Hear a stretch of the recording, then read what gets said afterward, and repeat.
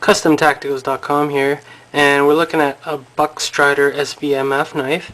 And this one has been discontinued by Buck, but was one of their entry-level Buck Strider collaboration knives. And this one uses the 420HC steel from Buck, which actually, with Buck's heat treatment, is actually a pretty good knife. Their higher end ones do have the Paul Bowes heat treatment though. This is one of their the cheapest one they ever made, I believe, and retailed at about $50 or so US. And it's a pretty good knife for that kind of money. But obviously there are a few compromises because of the price point. All the scales on this one are FRN plastic, so there's a bit of a compromise there. The pocket clip is still reversible on this one. As you can see, there's screws on both sides for the pocket clip. Construction of the handles is all pin construction, as you can see. Pivot is adjustable, so that allows you to tighten it a little bit if you'd like. As you can see here, the locking mechanism is a liner lock. A little bit thinner than some of the liner locks out there, but not ridiculously thin.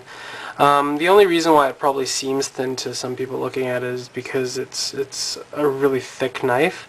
If you compare it to, say, this Kershaw here, the liners are very comparable in size, all about the same. But when you look at the Kershaw, you don't feel like the liner's really thin, but when you look at the Buck, it does appear that way because everything else is so thick. Bronze phosphorus washers. It's actually thicker washer on one side than the other. I'm not sure why. Comes pretty sharp straight out of the box. Only comes black coated. There's a little Strider logo on the base of the tang. Locks also locks the same way at the top here with these what look to be thumb studs, but are really just stop pins that are on the outside rather than the inside of the knife. Feels just like an SNG in the hand. The handles on this one are my biggest complaint with them isn't that they're plastic, but they're a little bit grippy, a little bit too grippy. And when you're trying to stick this bad boy in your pocket, it will rip your jeans apart.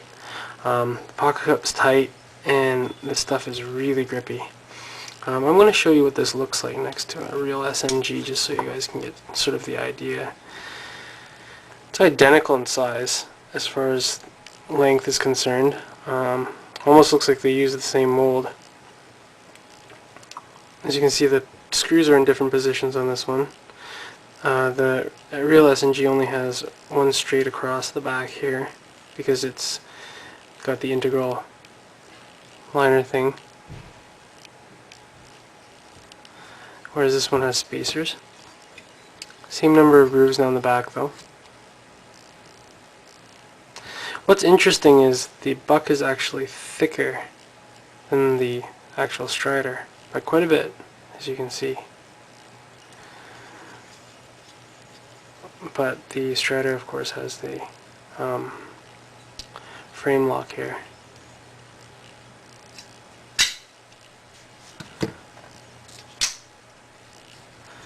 For differences in grind, you can see here that the Strider has a full flat grind. You know, it's hard to show here. Full flat grind, and the Buck here has a hollow grind that's not actually full.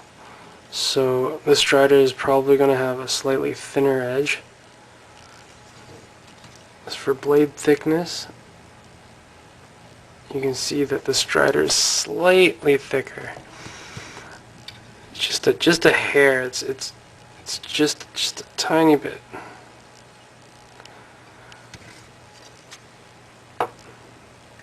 So the Strider actually has a thicker blade to handle ratio than the Buck does. But overall, the Buck is a thicker knife. But for the most part, these knives are very similar in design, for obvious reasons.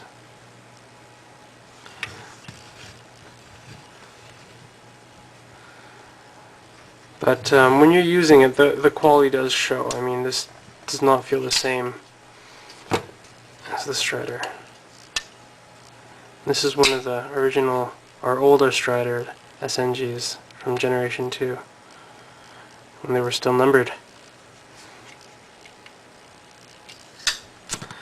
But here it is, the Buck Strider SBMF, now discontinued. They still have the Tyranny and all those other ones out there that look very much the same, but are probably of a slightly higher build quality than the SBMF. But just thought this would be an interesting video review to compare it with the SNG, so I hope you enjoyed it. Alright, have a good one.